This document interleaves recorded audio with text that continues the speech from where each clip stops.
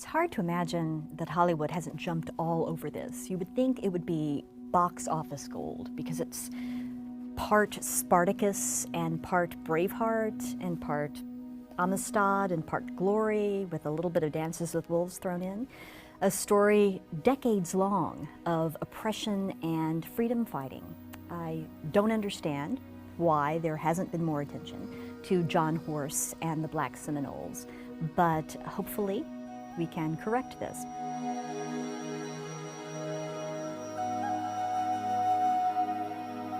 John Horse and the Black Seminoles deserve to be remembered for a number of reasons. They created the largest haven in the U.S. South for runaway slaves. They led the largest slave revolt in U.S. history.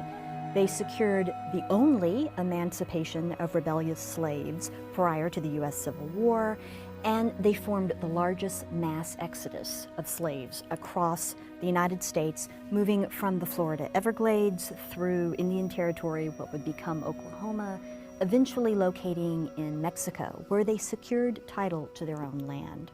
It's a remarkable story. It's overlooked not just by filmmakers, it's not well known in popular culture, and in fact it's been overlooked by historians of slavery, if you can believe it.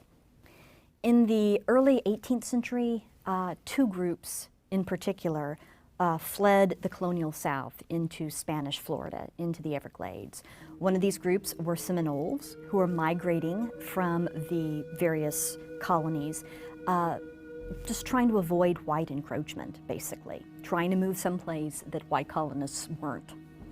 And the other group was runaway slaves, people who were fleeing and trying to create a free life for themselves. Both were welcome in Florida, and in fact, the Spanish crown offered runaway slaves their freedom if they would defend the land for the crown, for the Spanish. So a mixed society emerged in the Everglades of intermarriage, family intermingling between these runaway slaves and the Seminoles. And in fact, the first legally sanctioned black free town in the North American continent was in the Spanish Florida Everglades. After the American Revolution, people living in the southern states didn't really like living that close to a large armed population of former slaves, particularly when they were in league with the local Native American nation, the large armed group of free Seminoles. And they knew that their own slaves felt free to run away and be harbored by this group. They knew that they were welcomed. And so from George Washington's administration on, there was questions of what do we do about the problem of the Florida Everglades. In 1818, this was James Monroe's administration, General Andrew Jackson actually moved into Florida, invaded it, not authorized to do so. He was actually pursuing justice against those who'd attacked Fort Scott in Georgia, but he did it anyway. He went into Florida and claimed it for the United States. When he seized the peninsula, he took the opportunity to execute some of the people who opposed him and also to clean out some of the areas of former slaves and Seminoles because he felt that this would make it better for annexation. The United States then soon actually bought Florida from the Spanish. When Jackson became president, he decided to make sure that the black Seminole communities were moved out by force. So he pursued this in his policy, his larger policy of Indian removal. This led to the Second Seminole War, which was 1835 to 1842, and became the largest and costliest of the so-called Indian Wars. Because the two communities were tied together, that is, the former slaves and the Seminoles, when the Seminoles were attacked in the Seminole War, this led to an uprising of the former slaves. In April of 1836, Black Seminoles and their Indian allies moved together to create what was the largest slave rebellion in U.S. history. this wasn't just a matter of runaway slaves. More than 385 plantation slaves ran away from their masters and joined the Black Seminoles, essentially in laying waste to the Florida sugar mills, which were some of the most valuable plantations in the whole continent. One Seminole leader at the time was the leader Osceola, who is justly remembered by history. Another leader who rose up at this time was John Horse, who was ethnically a Black Seminole, and who would ultimately lead his people on a long and trying exodus for their freedom.